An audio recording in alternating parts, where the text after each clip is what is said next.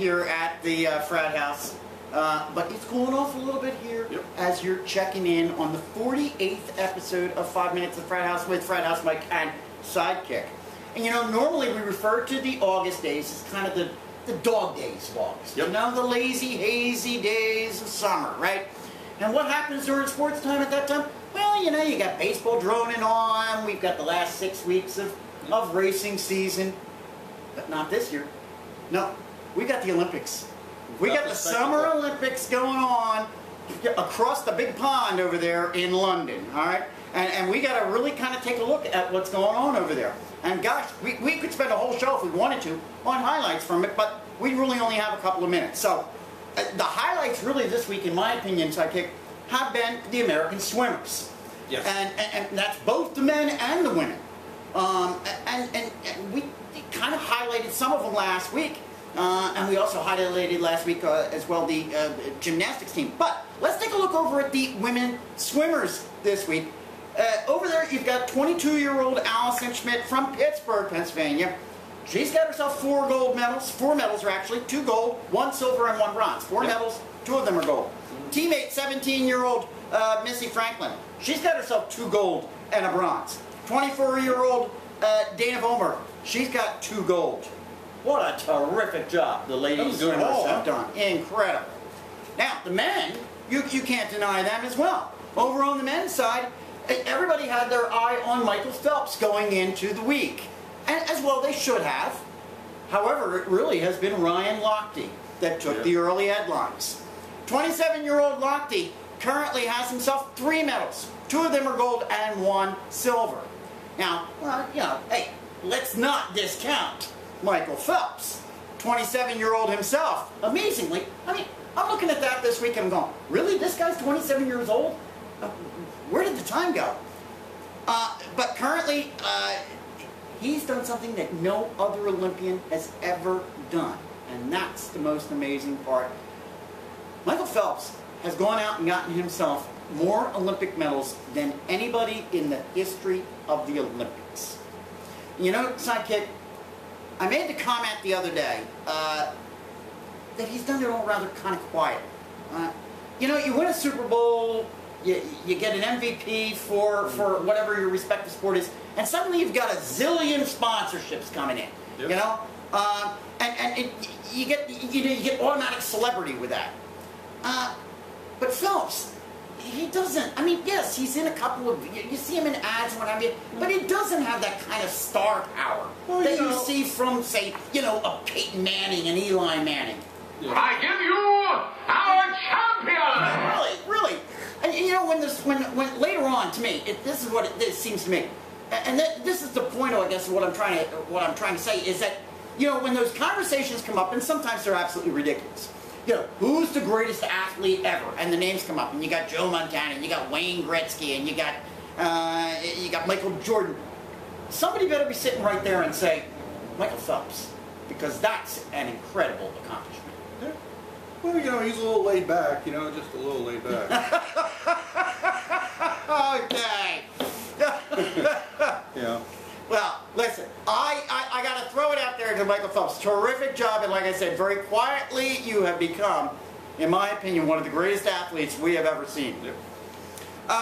Hey, we've got to mention the U.S. women's gymnastics team, who lived up to expectation this week, and as a team, did something that we had not seen since that dramatic conclusion in 1996. The entire team is bringing home gold. Good for you, ladies. Way to go. Nice job.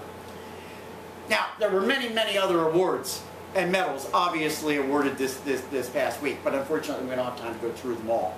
Oh, we're going to go over the volleyball players? Oh, that's, well, maybe we'll save that for next week. All right. I'll research up on it.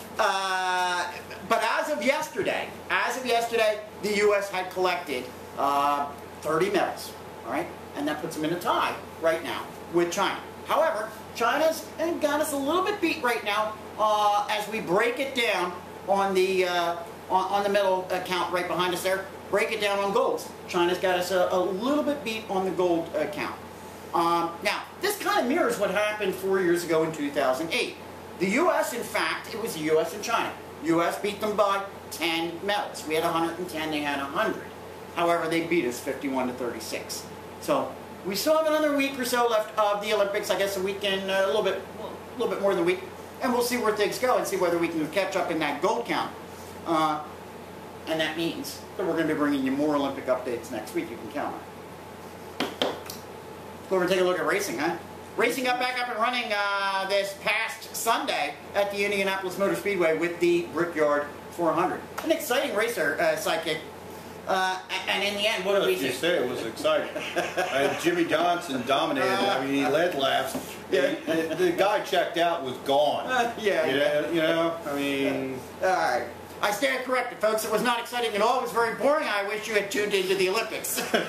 Perhaps you could have watched some ping pong. There you go. Listen, Jimmy Johnson turned out being our third three-time winner of the season. And also is now a four-time winner, which ties him with Rick Mears, that's right. Jeff Gordon, that's right. for all-time wins at Indy. Yes. Phenomenal. And in fact, he gave praise. I was actually pleased to hear it. He gave praise to Jeff Gordon at the end in his comments. Mm-hmm. Now, the interesting thing, and we're going to see this in a moment, when we take a look at, later on, when we take a look at the Sprint Cup leaderboard, we're going to see this in a moment. What I find very interesting about this is that while he is our third three-time winner, he's the only one in the top 5 of the three-time winners. And we're going to take a look at that in a moment. Yep. Others, however, who came in the top 5 here at Indy, Kyle Busch came in second. Yes. And that helped his cause a little bit, I think, in the wild card for the chase. I'm going to, maybe you got an update on us on the wild card? Okay. Greg, there's the Biff. Another top 5. Dale Jr. got himself another second week in a row, or second race in a row, got himself another 4th place finish, and Jeff Gordon came in 5th. Now, as a follow-up, we announced last week that NASCAR had indefinitely suspended Penske Racing's A.J. Allmendinger as a result of a failed second drug test. And the word came down just yesterday that Roger Penske, the owner of Penske Racing, had in fact released Allmendinger completely. Right. Now, I know I asked you your thoughts on this last week. I kind of thought that Penske would have waited a little bit on the, on the recovery program. Well, Penske's kind of getting between a rock and a hard place. He's only got so many races left this season. Right. Allmendinger's only on contract through the end of the year. And that. And then on top of that, to complicate matters, the drivers are contracted through, to the race teams, okay? But Penske has an internal policy for their employees, which covers the crew chiefs and all the regular staff, of a zero tolerance failure. So it would be a little bit hypocritical to say, the employees are held to a different standard than the drivers. You made a good point when you said to me, you said that you really thought that Allmendinger had manned up on this, that he'd been a real gentleman on the whole situation. Yes. And the actions yesterday kind of led me to think, wow, maybe there really is something more to this than what we as a public are actually being led to believe. I mean, Allmendinger has consistently contended that there's no way that it could have been anything I did intentionally. It must be something that's in the supplement. Yeah. The reports were that it was nanograms just above the level. And yet, I kind of felt like he wasn't kind of given a chance. I don't know. That's just my personal opinion. And I recognize the zero tolerance thing, but...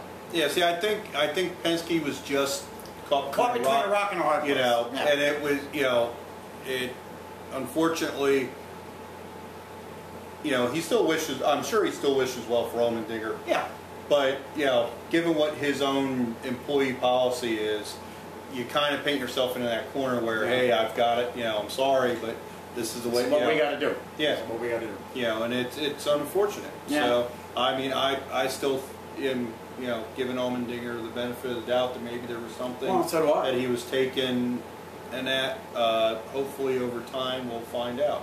I mean, maybe we'll all be proven wrong, and he was he could be, could be like a Jeremy Mayfield. Yeah, and Rand said, I just hope, if that's the case by next season, he finds himself with a good team. So we wish you the best here, AJ. Let's go take a look at the Sprint Cup leaderboard.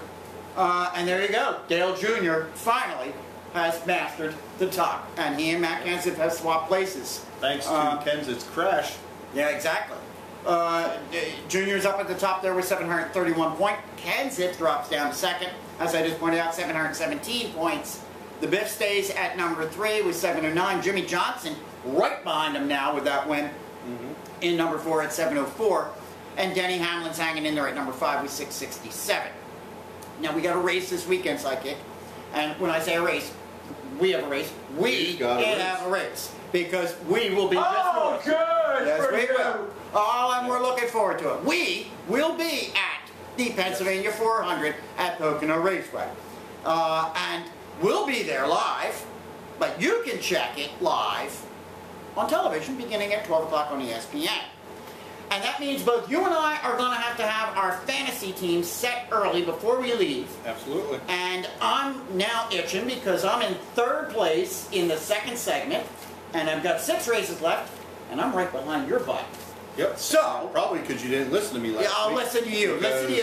You didn't do what I did. All right now. Exactly. All right I now. did not have good picks for last week. You got to tell me, what do I got to do to beat you? Huh? Give us your picks for the week. Here we go. All right. So this week we're going to Pocono this weekend. Our 3rd flat track race over the last month. Rhythm is going to be the key at the Tricky Triangle. So let's take a look at the picks.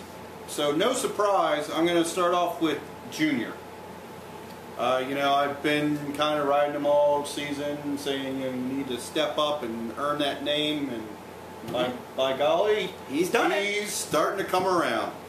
So having said that, though, the last 3 flat track races, Kentucky, New Hampshire, and the Brickyard, he's come in 4th place all 3 races. So he's got a spot on the team this week. Denny Hamlin, 6 consecutive top 6 finishes on tracks with minimal banking. So he's going to be one. Yep. Jimmy Johnson, what's there to really say there? The chase is coming and he's cranking it up right now. So, you know, he's getting into chase shape. So watch him. Jeff Gordon. Jeff Gordon has the most wins on this course, and he's hungry for a win. He needs a win to get into the chase. So, plus because he's not been doing too well, his fantasy value dollar-wise is actually pretty good. So, you know, there may be some bang for the buck there. And also, Marco, to round it out, we're going to go with Marcos Ambrose. He's a good guy to have around, you know, value guy for your roster. He's a little cheaper, and he usually runs well on the flat tracks. So that's the picks for this week. All right, there you got it. Now, if I pick all those and he picks all of them, guess what? He's still going to be ahead of me, so we got to figure out something. All right. All right. 1 and 2. Yeah. All right, let's go over and take a look at Major League Baseball. You know, it loses a little bit during these weeks of the Olympics. Gets a little bit lost in the background, I think, Major League Baseball does. Hey, but we've got news, and that means we've got our Improbables for the week. Yep. So let's see, what is it? It's 2012, right? 2012? 2012? Yeah. All right, so let's see. 365 plus 365, that's what? That's a bit over 730 days. Bit over 730 days. And, hey, we could see Bud Selig retiring as the commissioner of Major League Baseball. Wouldn't that be terrific? You want to bet on that? Listen, Selig contends, I don't care what you say, Selig contends that he will retire at the conclusion of the 2014 season. You buying it? I guess not. No. All right. Not many are. Apparently, there's only been like 3 million times that Selig has said he's going to retire. Yeah. And apparently, according to some of his advisors, he has kind of insinuated that he would like to stick around until maybe 2016. That's what I was gonna say was if he stays till 2016, he becomes the longest tenured commissioner. Exactly. So I'm not inclined to believe the Joker. He would beat out that popular. Oh yeah, we all know him and love him, don't we, dearly? Kennesaw Mountain Landis as the longest sitting Major League Baseball commissioner. So let's not hold our breath on 2014. Start your pools. Ironically, listen, when the Philadelphia Phillies the other day traded right fielder Shane Victorino to the Los Angeles Dodgers. Can you say fire sale? Well, what? Wait, yes. Yeah, but what did the Dodgers do? Hey, are you ready? The Dodgers cut Bobby Abreu from the roster.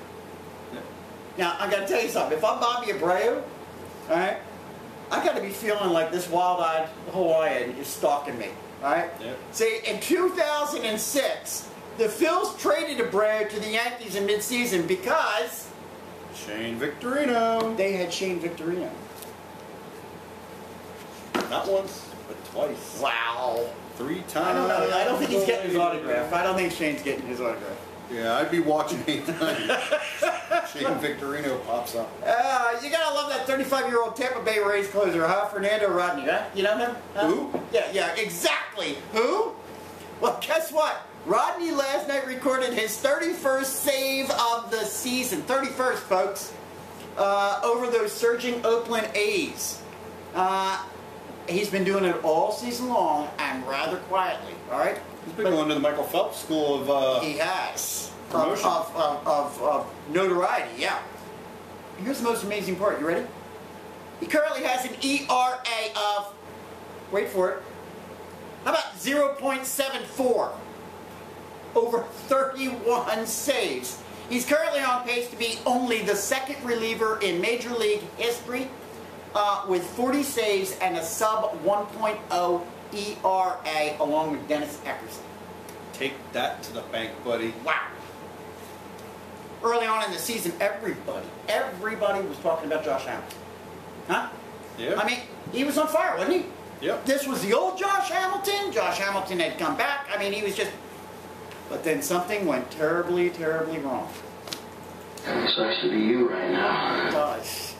In the month of July, Hamilton has hit just 177.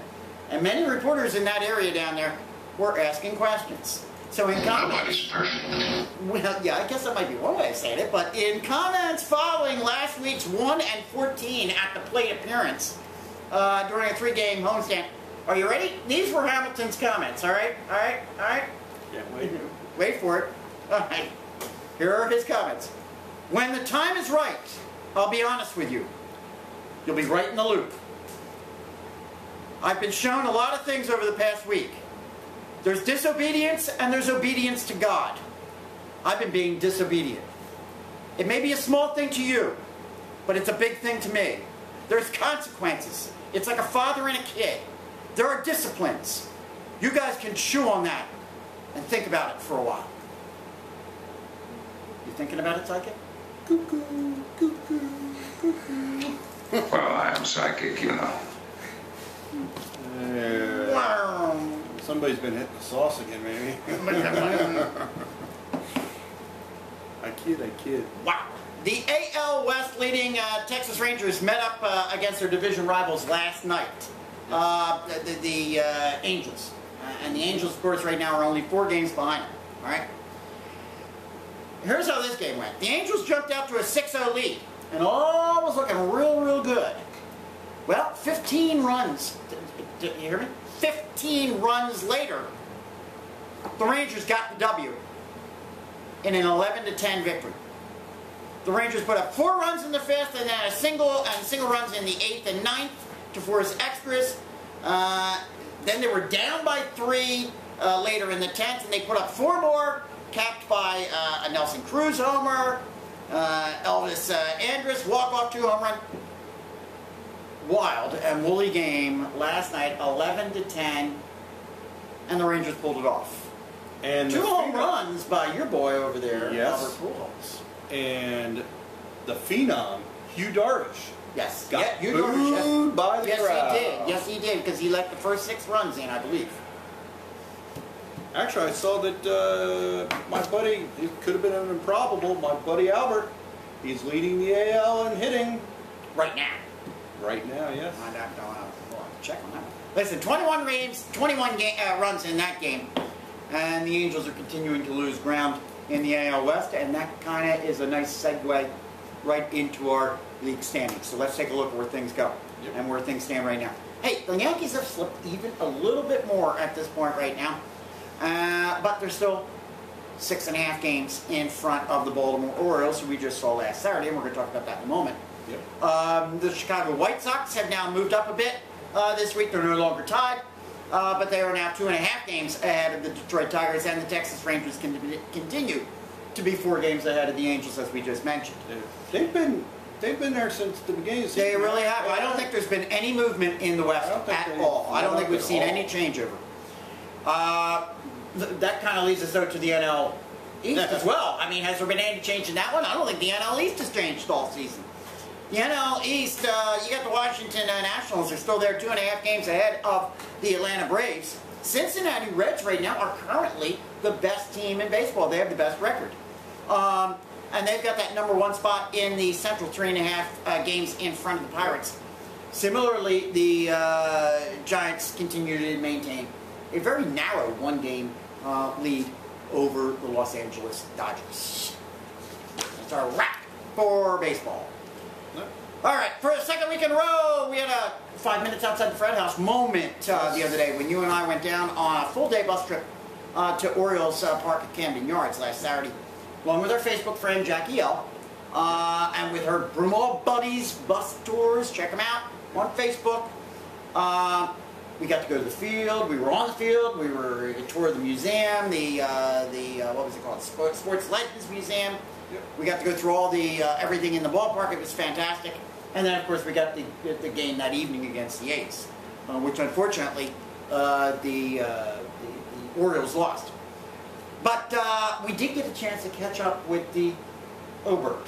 You and I did with the mascot. And my only question is, how is it we can never get the interview with the stars, but we always seem to manage to get with the mascot? You know, we've got the Fanatic. Yeah, exactly. All right, let's not forget our good friends over there at fanjunkies.net. You got to get over there right now. You got to sign up. Social media like Facebook, but hey, just for nuts like us. Boy, they're picking up a load of people in the past couple of days. Yes, they have. Wow.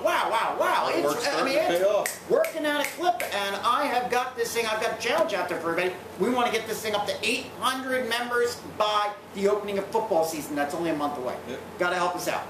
Oh my goodness! Yep. Goodness gracious! Yep. We can't forget our Frat House Facebook post of the week. Yep.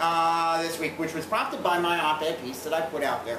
Kind of had a few things up my crawl about the Olympics. One of them being that the fact that baseball and softball aren't there. But the other thing that was really annoying me were the recent reports that, hey, there's a possibility we might have American football in there. Hey, if we can't have baseball and softball in there, what in the world is American football doing in the Olympics? No. Get baseball and softball in the Olympics. That's where it belongs. But that prompted a nice thread of conversations going back and forth amongst a bunch of our members, and that's the kind of thing we like to see. So you got to get over there, and you got to jump in, post something, respond to something. Hey, make your own post. It'll generate something, I guarantee it. But if you want to read that post of mine, if you want to read that op-ed, well, then what you got to be doing is you got to be following me over on Philly Sports Live, and you'll get them all. I've had stories up there 2-3 a week. All right? So get over there to Philly Sports Live and check out my writings. All right? We're going to be right back at here. We're going to be right back at you, right here. Next week at this time. I remember bringing you more Olympic updates, NASCAR updates. That'll be training camp. Will be more. We got a special. I think we got a special interview coming up with our own Andy Reid. Next week, I think that's scheduled for. You got to be here. Andy Reid right here with us. Our own Andy Reid. All right. In the meantime, hey, you know what you got to do. You got to keep us real. You got to keep us live. You got to keep us going. See you then.